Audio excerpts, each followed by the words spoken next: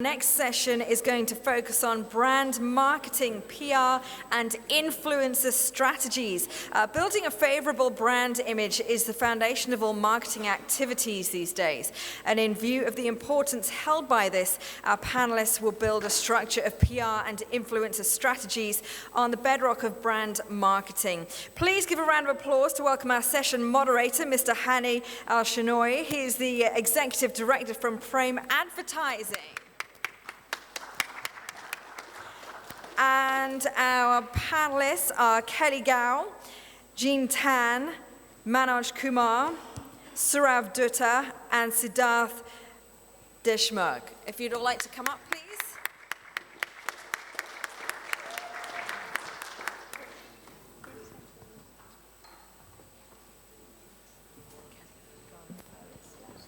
Thank you.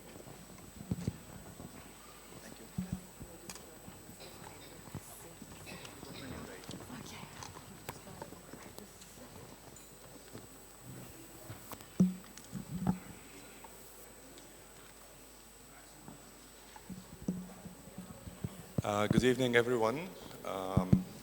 Welcome to MADcon panel discussion about PR and influencer strategies. I'm Hani Al-Shanoui. I'm the Executive Director of Frame and FMS. Both are in the field of experiential marketing and event management in Egypt. I'd like to welcome our panelists. Today we have Kelly. Kelly is the founder of Chainhave, a business intelligence and communication boutique agency with focus on travel-related industry and shopper marketing with headquarters in Hong Kong and offices in Shanghai and Shenzhen. We have Jean Tan, a brand and marketing consultant, founder of Ego Consulting, an interactive branding, marketing, and communication consultancy based in Singapore. And we have Manoj, founder of Einfach Digital, based in Bangalore, India, and one of the most creative digital agencies. And we have Surav, a brand management professional and founder of DG Mile, an independent integrated marketing communication agency based in India as well. And we have Sidris, who is a sports marketer and founder and managing partner of Arimaya Ventures, a 360-degree CXO as a service management consulting firm based on sports, entertainment, and startups. I'm excited to discuss this topic with you guys, and let's start with of giving us a little about you and about how it all started. Okay, me first. Okay. Hello, everyone. I'm Kelly from Chainhave Communication. I have more than 15 years experience in the brand marketing and advertising. And in my first 10 years, I was the 4A babies and grew up in the 4A companies like Augury, McCann, and TBWA. And after my agency life, I joined Virtu, the very handsome, very luxury handset, and the marketing head in Asia Pacific, and then the brand director of Accent International. And after this, I started up my own agency, Chainhave Asia. And my company focused the travel-related industry, which is the travel retail.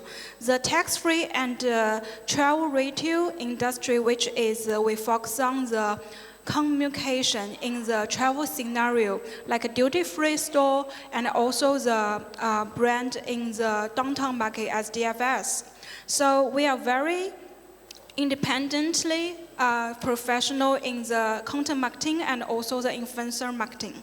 I also want to share more my ideas together with my panel team later in our discussion about influencer.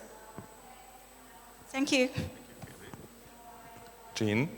Yes, hi, I'm Jean. I started my career in brand and marketing with the banks, starting with DBS in payments card, then moving on to become director of marketing and head of country for Singapore, Malaysia, and Brunei.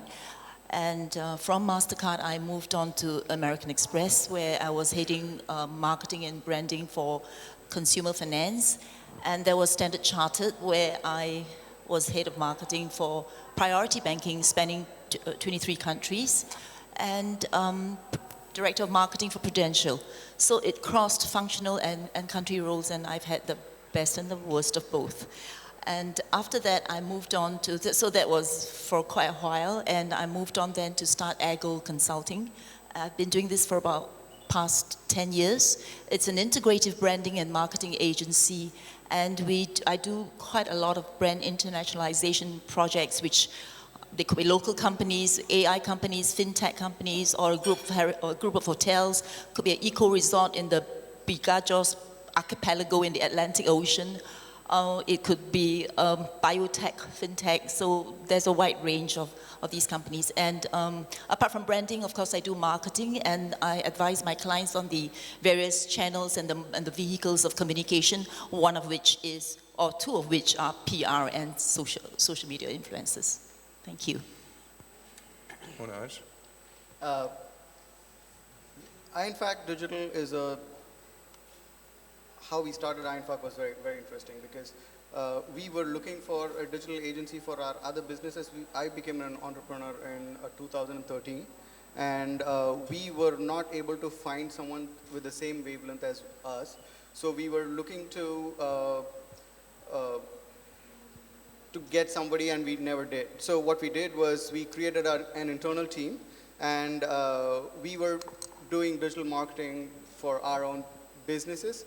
And looking at this, a few of our friends started to ask us for help in their digital marketing, or help them with digital marketing, and that's how we started. And we started in 2016, and we are a completely reference-based digital marketing company. So we don't go and sell. People approach us, and then we look at their brand and create a very good digital marketing strategy and execute it for them. Thank you.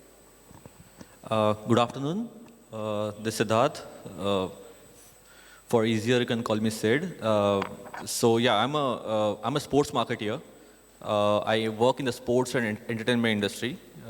Spent around 13, 14 years in the startup world in Bay Area, and then moved back to India to follow my passion. I've been an athlete myself.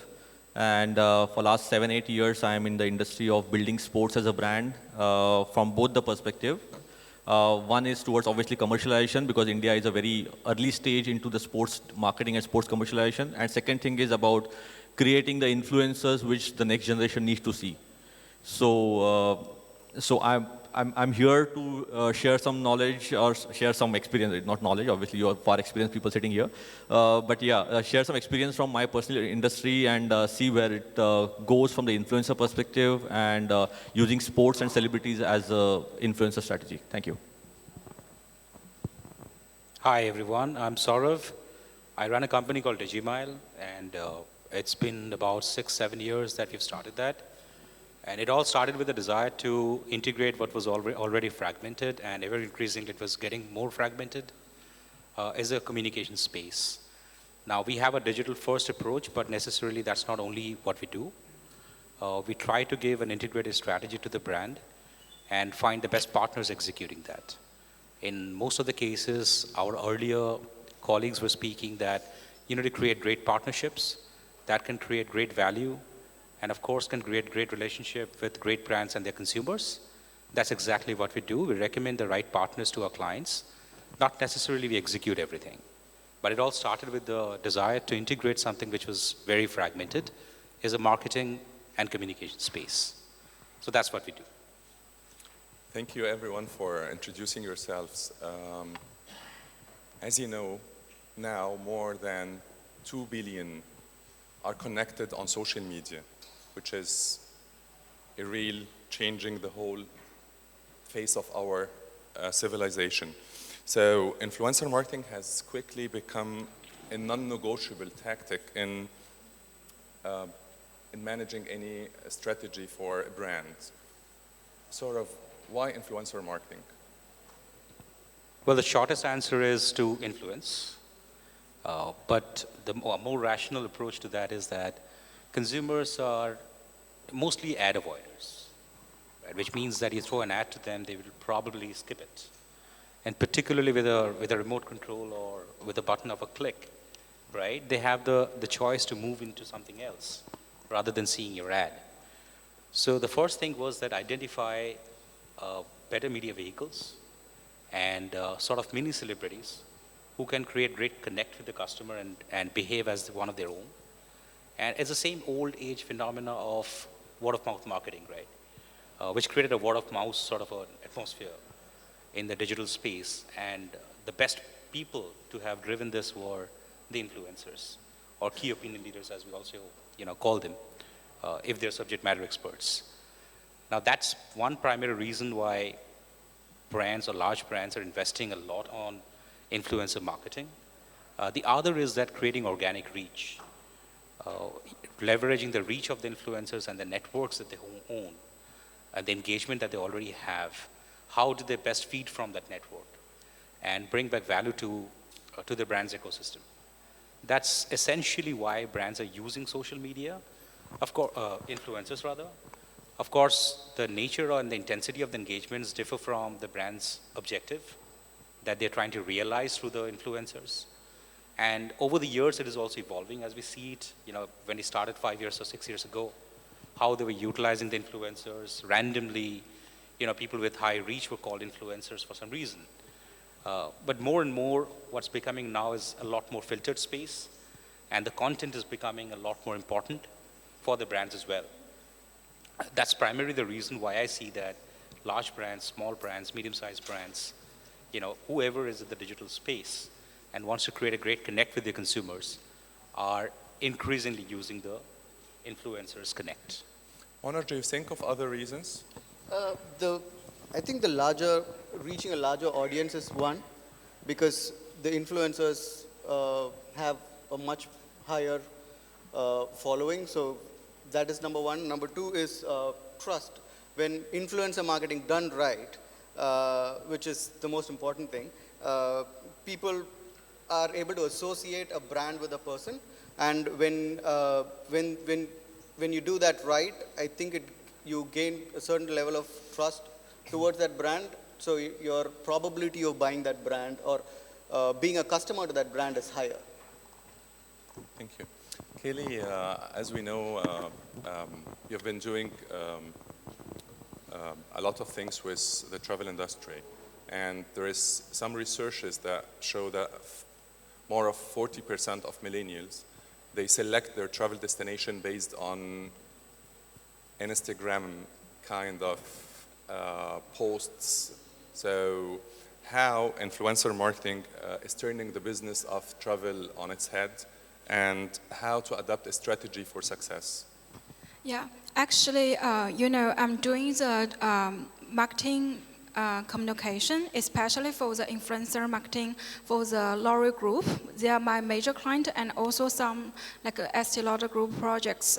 Actually, L'Oreal have 14 brands, which are all in the travel retail industry.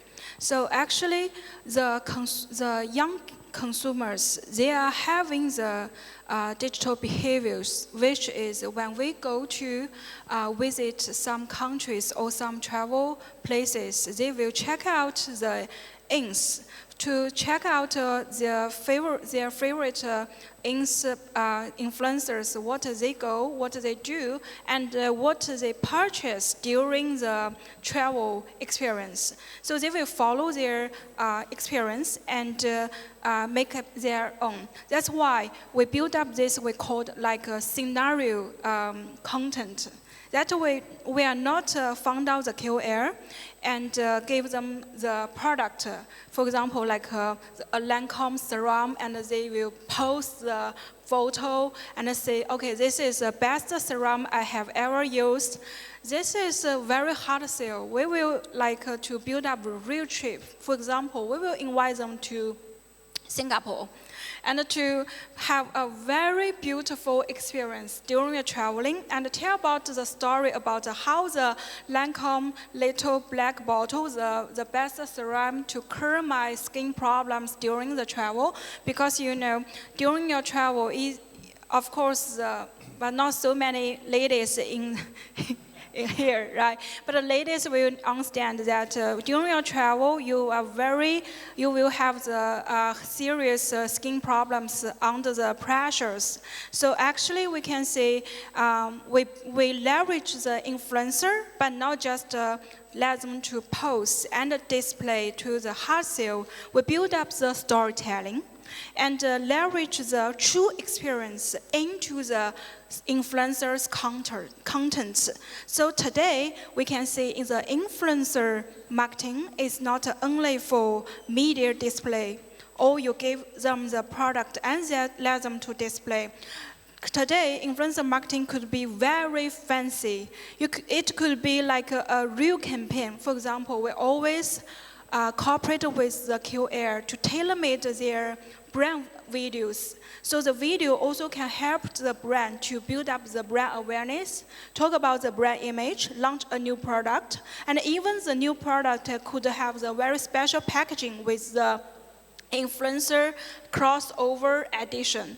And then also, for the offline, we can invite the influencer to visit our pop-up store, to visit the downtown store or the duty-free store. And then we can also organize like some fan meeting or fan offline gatherings together with the influencers. So you can take it as a balance with the PR and the self-media. So this way could be more efficient to go successful, that not just thinking simply as influencer buying. Thank you. Sid, can you guide us? Through the state of influencer marketing in the sports entertainment and how it is so successful in the field of sports? Yeah, so I'll just try to do a smooth transition between what Kelly mentioned about the influencers marketing in travel industry. There was a recent case that happened with New Zealand Tourism, who wanted to promote high-end tourism in India. So they used a celebrity called Siddharth Kapoor, who is one of the known Bollywood actor. And they shot a 10-day video with him doing multiple activities in New Zealand and doing it. And that actually, they said that the activity which was done 1 year back, it increased their penetration for the Indian population going there by 11%. So yeah, I think it's a transition between the travel industry to celebrity world that I work with. To answer your question about how it works, it works on two things. The industry that I specifically focus on, sports, plays a big role in influencer because everybody sitting here has played some sport during the school days or while growing up. For some reason, we could not continue, but we always had that passion of doing something in sports somewhere. And this is one thing that is proven to have breaking the boundaries. If you look at soccer, football, it's played by 190 countries, over 190 countries to be very honest. But at the same time, India, who's having the second most population in the world, the football is still not that prominent when you look at cricket.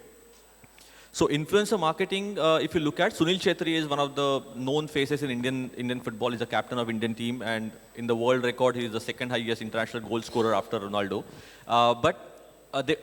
There was a match happening between India and Kazakhstan and India, and there are four-nation tournament happening.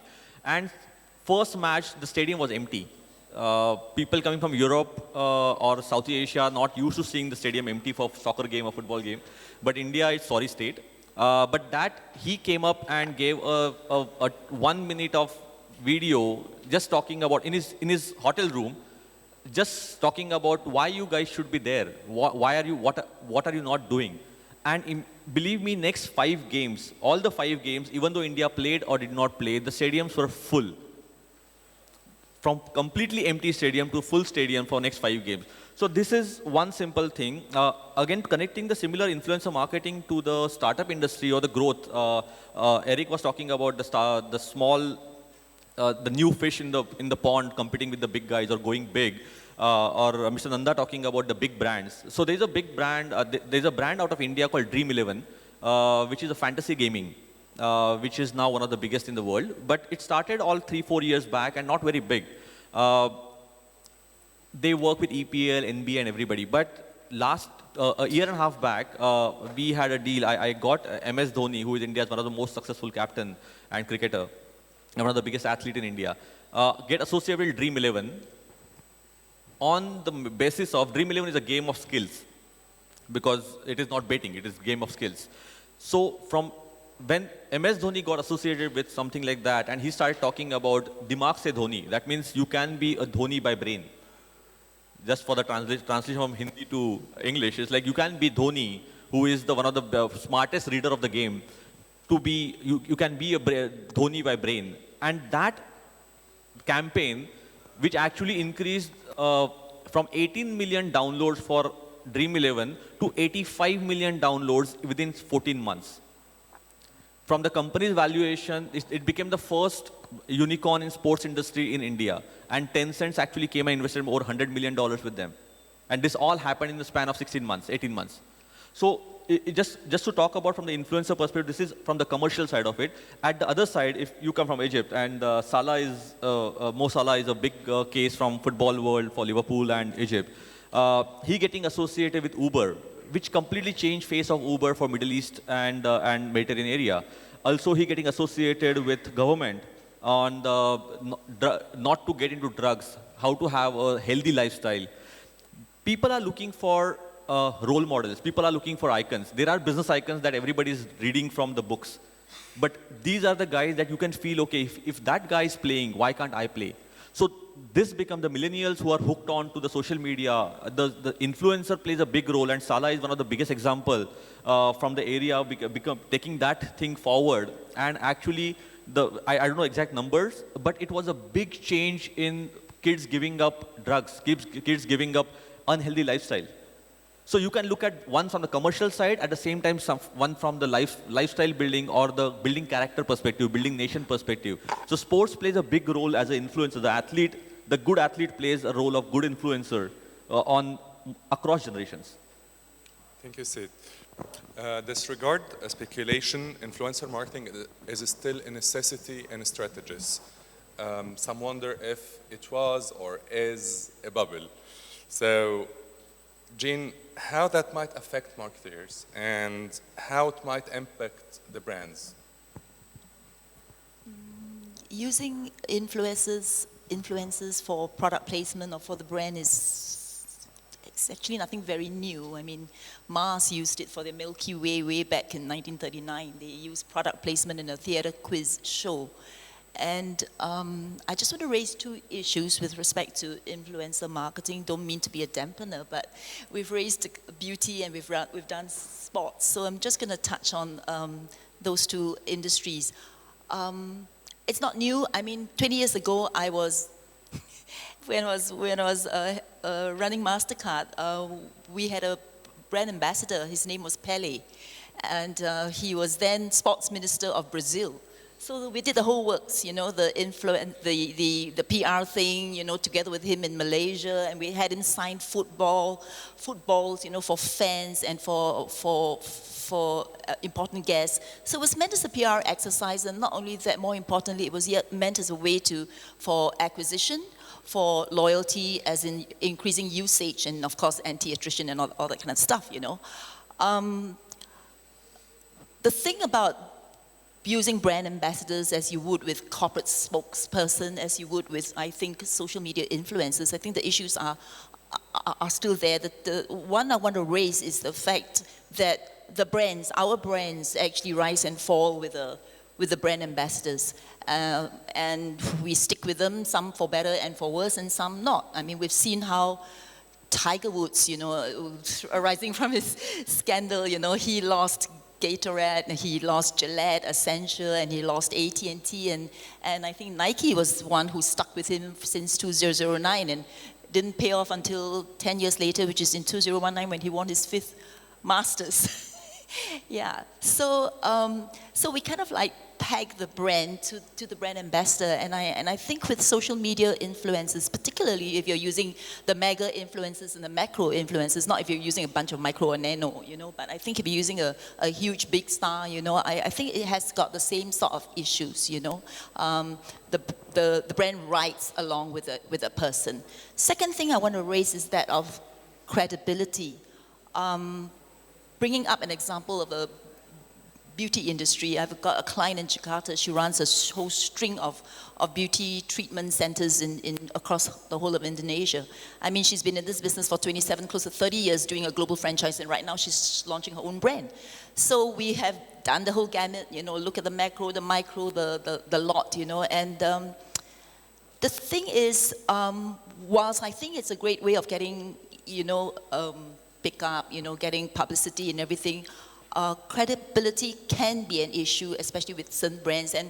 And so one consideration I had for the client was, you know, look, you've been here for 27 years, you know, dig deep into your own customer base. I'm sure you can find, you know, some celebrity, some author, some sportswoman, some whoever, you know. And I think the best influencers, if you can find, literally, is your own customer. Because then, you know, that person has used that product and she or he speaks from a point and perspective of credibility and really authenticity, which is what this whole thing is about, I feel. Yeah. Yeah, so those 2 points, I think, for influencers. So I just want to add one small point here. Again, I'm giving the example again in India. It's in India, yes, male brand ambassadors are there from sports influencers, but the female are coming up pretty well with badminton, India having the world champion and all. And I'll give you a small example. We've been, obviously, all countries, everywhere, there are advertisements happening or there's a marketing happening around sanitary pads and sanitary products. But it's still considered to be used by models and you use different models. But Stay Free having PV Sindhu, who is a world champion in badminton, she endorsing for that, it actually helped break the taboo. It's unfortunately a taboo in many parts of the world. And that a sportswoman or an athlete who is one of you coming and doing something like this, giving this advertisement, and it is a real, not the real face who is coming there, it actually broke a big taboo. And this is one of the help that influencers bring to table. And she mentioned about the credibility of the celebrity. So that's why the macro and micro, the Consumer Protection Acts actually kills the big celebrities to endorse any and every brand. But that's where the macro one really help, who are the YouTubers or the Instagram guys who actually make a good living out of the whole thing. We don't have to be Ronaldo to make $1 million per post on Instagram. You can still make a good 10,000K to 50,000K per post if you are a good macro influencer, because you are also giving the authenticity with kind of work that you're doing. So content speaks in those things. So these are the two things. One helps in the breaking the taboos, building that penetration happening in the brands that supposed to go and reach to the masses. At the same time, the authenticity created by content also plays a big role.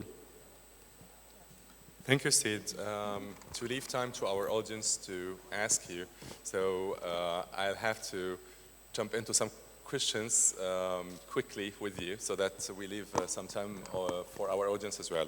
But I would like to understand from Monoj, how do you think influencer marketing has changed? Because as you know, in the beginning, it was about, sorry. In the beginning, it was about selecting the influencer with the loud voice or largest following or, for example, biggest feed. But by time, we learned to implement different strategies. So can you tell us how influencer marketing has changed? I think we've moved on from using mainstream celebrities as faces of the brand to smaller micro influencers, wherein they're just influencer. They're not they've got a job and they're influencing a brand kind of a thing. That's a big change. Also with that comes a a smaller problem or a bigger problem where people are buying likes and they're buying followers, and it becomes, as a marketer, it becomes all our challenge to identify who's the right person. And so I think that's one of the things. And the bigger point is it's a lot of people know about bigger brands or smaller brands by just influencer marketing. So the reach of smaller brands have increased, and I think the credit goes to influencer marketing. Saurav, can you tell us how it changed? I think it has changed drastically. Initially, you're right. Initially, whoever was the loudest or one with some sort of massive following were considered to be influencers, irrespective they were influencing or not. Over the years, what you've seen is the way we identify the influencers, or the brand does that on behalf of the brands, we do it. We do that as how authentic they are, right? And the other associations that they have. Or are they here only to sort of create this as a professional engagement, irrespective of whichever brand they're associating with? And the kind of content that they create, right? Is the engagement really bought, or is it created? These are the few parameters which are extremely important while identifying the influencers.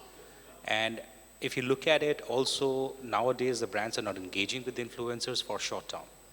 They're also identifying that how can they become a part of the larger media mix or the marketing mix that they create, and plot the influencer's role actually against that, and drive that agenda to create a narrative which is meaningful enough that matches with the brand's narrative otherwise. So the selection of influencers are no longer arbitrary or random. It is a lot more scientific nowadays, and there's a method to that madness that has come in. So that's to add to Manoj's point, that it need not be only bought, and I'm swelling up my my community base, and I'm trying to prove a point that I have massive reach. It's also about how engaging is my content, and how effectively I'm able to deliver my brand associations, and what is the kind of measurement I'm bringing to the table, right? So all this put together now, brands are a lot more cautious, and that is the main change that I've seen and experienced over the years that has happened. Gene, do you think influencers are now more popular than mainstream celebrities? And what about engaging micro and nano influencers in digital campaigns? I think there's sort of a pecking order, if we can see it in the form of a pyramid, whether you can think of it as mega, macro, mid-tier, micro, nano, or celebrities at the very top of the pack, like Kim Kardashian, Selena Gomez, and you have your digital stars like YouTubers, the vloggers, like maybe Roman Atwood with his 15 billion views and, 5 billion views and 15 million followers, and then you have your influencers, and then the power users, and right down to the community. I mean, every single one of us, I think if you have got about 1,000 followers, you do have some sort of an influence over your, the people you are friends with. Whichever way you want to look at it, the thing is, the numbers show that the higher the exclusivity, of course, the higher the price, but there's a converse relationship. The higher the exclusivity, the higher the price, the lower the engagement is.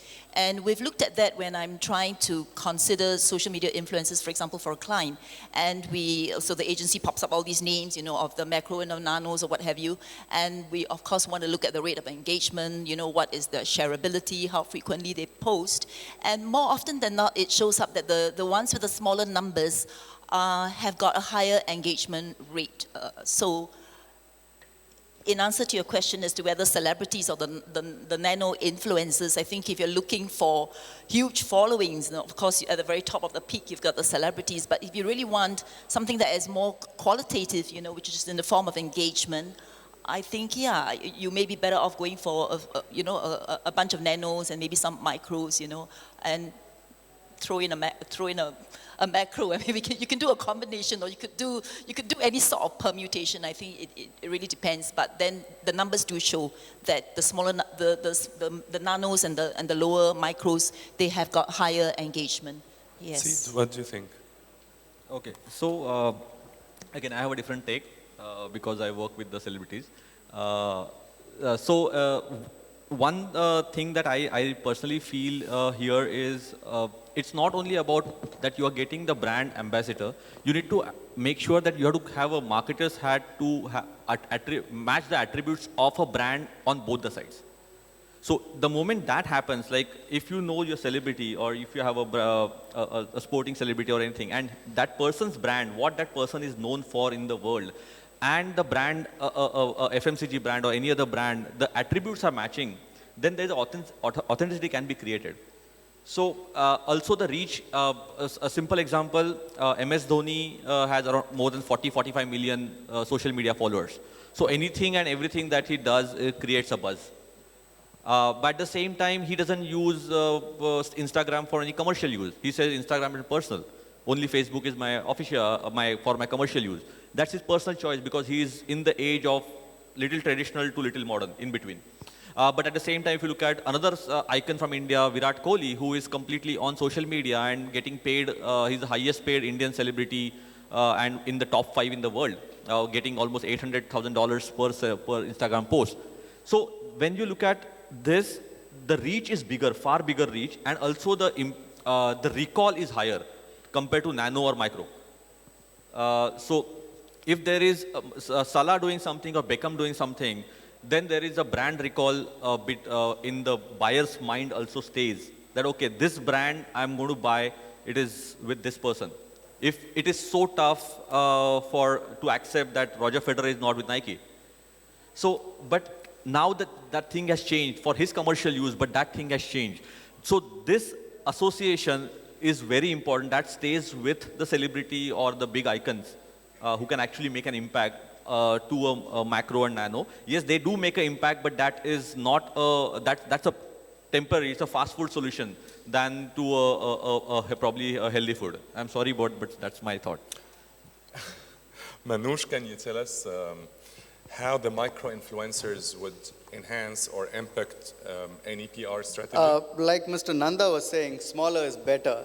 So you identify people that are in your niche, and you have, I think what is more important is not going with numbers. You measure the person's content and then decide on that. It does not matter if it's a micro or a nano, but it is more important for you to look at what is the content that person is creating and be able to match that content with whatever we are trying to influence and go from there.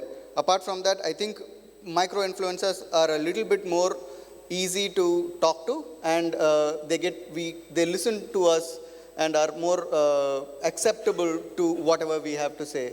And again, I'm going to quote Mr. Nanda, where we say, be the dictator. So you can be the dictator at that point, saying, hey, these are my expectations, can this be met? So and they are usually more, they listen to us better than a macro or a mega influencer. So, and the other bigger factor is the cost, where they come at a lesser price, and you're able to leverage you can get more micro influencers than getting one macro influencer. Again, it depends on the brand in terms of what they want to achieve through the campaign, and then we figure out who to use and who not, or who to use and how we're going to use that person. I think using a micro-influencer for a new brand is a great starting point, because even if you're making a mistake in the campaign, the mistake is much smaller than using when you're engaging with a bigger person per se. Kelly, how about combining the existing or your existing PR strategy with the untapped power of micro-influencers? Yeah, actually, also considering from the previous points generated by like a mega influencer or the nano influencer and also micro influencer, I want to say we cannot just judge which one is better because it's looking for your PR strategy and what is the result you need to achieve. I want to take some example. Actually, you know, because my beauty clients, they always have lots of budget to invest. Actually, usually one campaign, we will invest 2 million RMB, 2 million Hong Kong dollars, which is nearly, 2 million Hong Kong dollars. Yeah, it's equal to like 60,000 or 50,000 US dollars for a campaign. And we usually will combine like 50 KOLs, all the influencers. And it is a campaign size. We will have a golden triangle, which is from the top to foot. And the top KOLs, top influencers, they are always build up the tailor-made and qualified contents to stand for the branding. And also the middle sides will be tailor-made by their true experience. And the micro-influencers, because they are the base of voice, sometimes when we build up the PR strategy, we talk about the word of mouth. So how the words coming from is sometimes from our micro-influencers. So this is always from a very presentable big brand have the certain budget to invest. We have a very long-term and also strategic communication about how to leverage influencer. But also I have the other example that we purely leverage micro-influencer to build up a campaign. For example, I also have very small budget client. They are the fashion brand. Yeah, fashion brand. Sorry, there's no fashion client here, right? Fashion brand always doesn't have the very presentable budget like the beauty brands because they are very niche. So the niche fashion brand, when they want to enter into mainland China market, because we also cover mainland China market, when they want to set up the pop-up store in Shanghai and launch 1 week pop-up store, drive the PR story and also drive sales. How we do? We think we don't need to find out like the mega celebrity or the influencer to cooperate with them because the client doesn't have so much budget. And also, we don't have to because we only focus one area, one CBD in Shanghai for this pop-up store and in the fashion industry. So we have very pressure targeting about our consumer, who the people we need to talk about. And we leverage micro-influencers who are just can influence the people to go to visit the store in the Shanghai Jing'an district, which is a very famous CBD in Shanghai. And 1 week, the client sell equally to the marketing investment for the 1 week, which means they also got the very good ROI, and it's very efficient when we use the micro-influencer. So I won't say it really depends on about your budget, your marketing objective, and about what kind of people you will target, because influencer always a bridge that help you to talk about your brand to your consumer. Yeah, thank you. Thank you, Kelly. Jean, where does influencer content strategy stand in the world of customer journey? I think in the realm of the customer journey, I mean, if I think it needs to go, I think we're way past impressions and reach, and we're at this stage where it's content marketing. I think it needs to go beyond content marketing in the sense that there needs to be this emotional connection with the brand, and that's where the targeting of the influencer is important. I mean, Kelly talked about, targeting, and I think just as we segment our customers, we ought to segment the influencers. And how do you pick them, whether it's number of followers, level, rate of engagement, number of posts they make, frequency or recency of posts. You can target them through the hashtags that they make and the user categories. We could also definitely look at use this concept of consumer archetypes, which we all use in terms of positioning and determining what is the brand's archetype. And I think if we do that for influencers too, then if the brand personality is really close and matches that of the influencer, then it's a better match, in that sense that your messaging will be consistent. Otherwise, you're going to have an issue with the messaging, the core messaging not streaming right through, from PR, from your various offline and other media right down to the social media influencers. And back to being a dictator, I mean, I am a CMO. My clients engage me as an outsourced CMO, and I find that I have to be the bad guy all the time, because most of the time I'm like taking them almost to task to make sure that the message is consistent and they're running all over the place, especially if there are a few countries involved, digital marketers in Malaysia, web developers in India, so it's a tough game. And I think to Manoj's point as to maybe micro is easier to manage. I think it's important to manage the message of the brand, and if you have an influencer, no matter how big the person is, but you're not able to get him to reiterate your core brand message, I think that's going to do more harm than good. Even though you get the numbers, it's not going to be that level of engagement which you want, and it's not going to be authentic. Yeah. Thank you, Kelly. Thank you, Jean. Thank you, everyone. My last question to our gents and ladies is to describe in just few words, how does the future look like?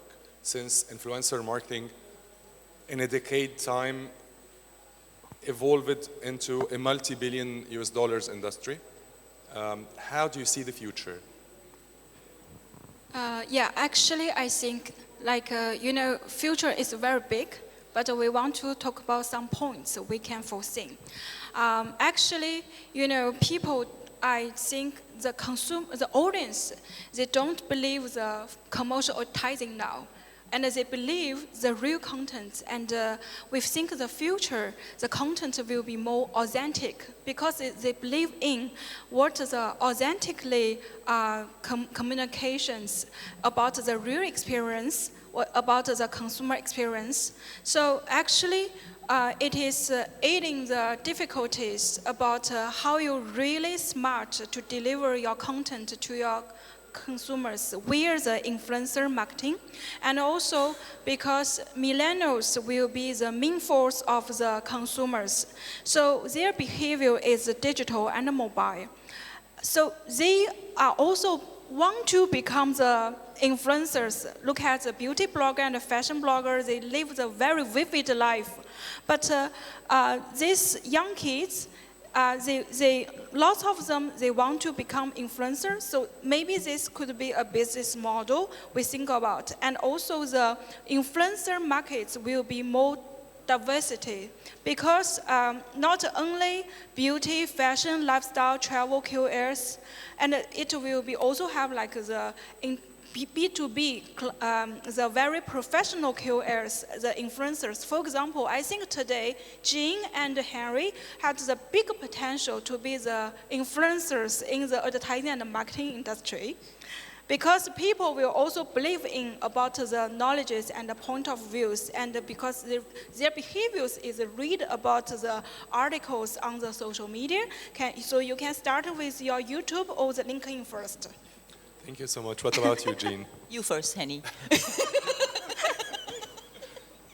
I don't do well in videos.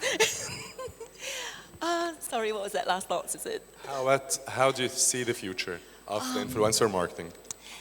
Actually, I feel nothing really much has changed. I mean, influencer marketing is but another form of media. I think the media, it's a new form of media simply because and it's aided by technology, by the high rate of use of mobile phones and so on. Because the future to me, it's really back to basics, which I feel is the core value, purpose, and meaning of the brand. And if you can get that transmitted, whether it's offline, online, O2O, whichever way through social media, it's fine. But I think it's not only about reach, whilst we all want to get that reach out there, just like we did years back, you know, with newspaper advertisement or TV ads and so on. I think what's really important is, as one of our speakers mentioned, that is the relevance actually to the audience. And if we can find that influencer who does that, then I think we've done right, you know, or else we're all just scrambling in that, we could be scrambling in that area, you know, just getting numbers, you know, but not really delivering value to the brand, you know. Yeah, those are my thoughts. Thank you, Jean. You're welcome. Before knowing your opinion about that, Manoj, I'd like to ask a PR expert about your opinion. I'm sorry. How do you see the influencer marketing? The influencers, as traditional media like to call them, they have their place. They do. I'm a journalist. I work in broadcasting. They have their place. There is also sometimes they do not have their place. And I would say that PR and marketing agencies and brands have to look at them very closely, and they have to use them targeted specifically. I know Guy's Instagram. I know how the algorithms have changed, and the micro and the nano influencers have far more reach and engagement than the megas do, because of the way I know the algorithms have changed. That's insider information, there you go. I probably shouldn't have told you that. But yeah, they have their place. I just would say that don't forget your traditional media and your traditional marketing, and they have to be used to target carefully. Thank you so much. Manoj, tell us. I think there's a lot that's going to change now that Emma's brought up the changes in algorithm. I think the algorithms of Facebook and Instagram, everything is changing by the day. And that is going to dominate how people make decisions based on an influencer or not,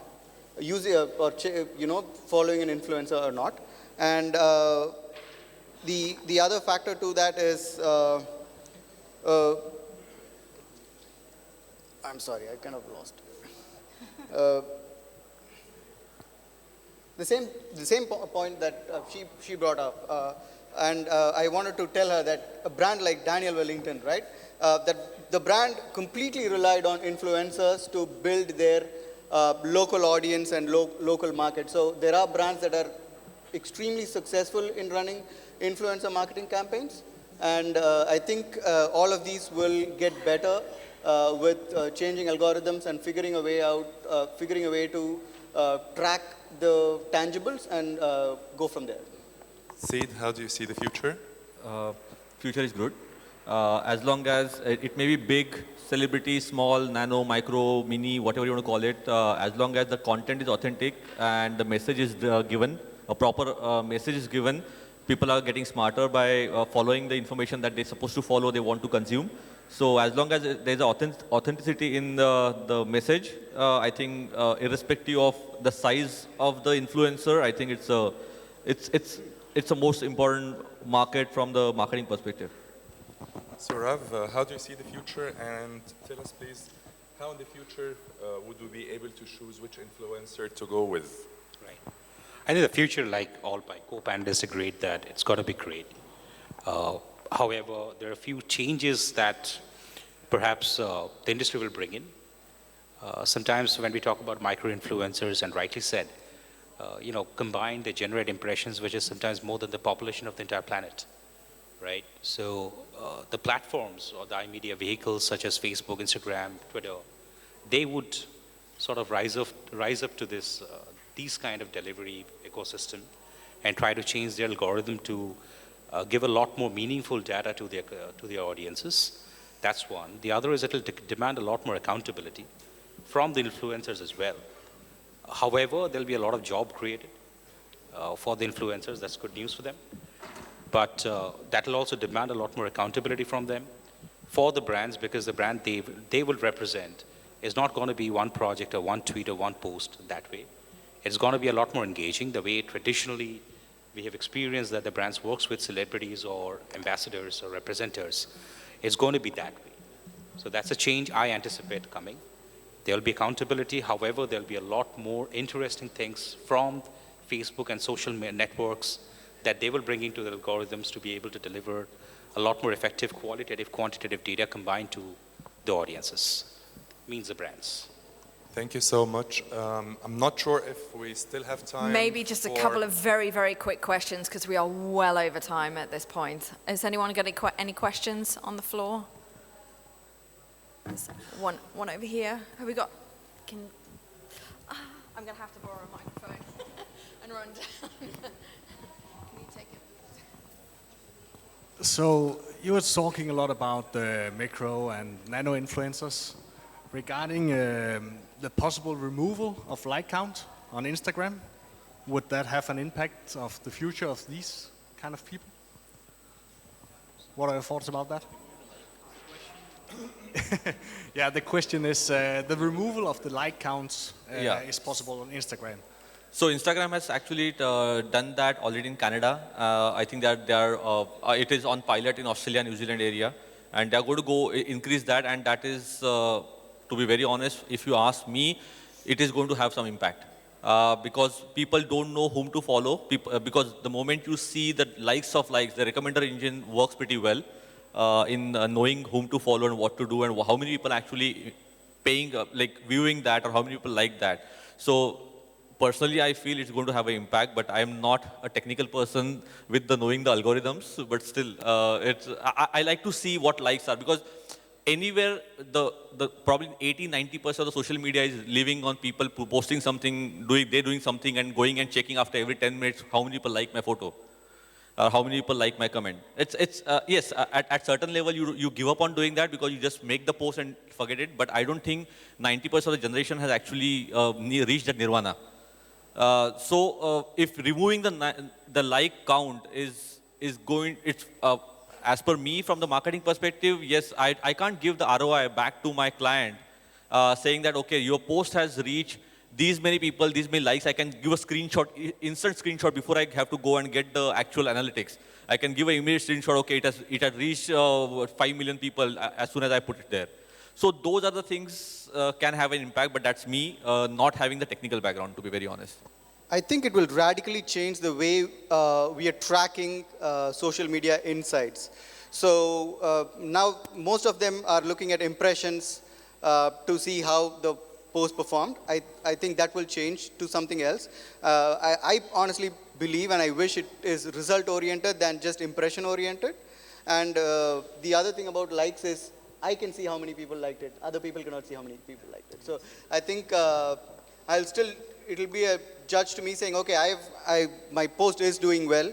So to a certain extent, it will change a lot of measurements that are going to happen in the social media platforms completely. Any other questions? We'll just take one more if there's any other questions. No, I'm sure our guests are around for a while in the coffee. Oh, one more, quickly. Very, very quickly, please. So is PR and influencer marketing a short-term strategy that our clients can expect to see effect like next month or like in a month or two? Or is it a long-term strategy they have to invest in, like for SEO, they'll have to see results in a year or two? Thanks. I can take it. I think the question was, is it a short-term strategy or a long-term? Is it more like paid ad of direct response marketing strategy, or is it a long-term brand building strategy? I think as with all the marketing plans that we make, I think it should be worked. Sorry.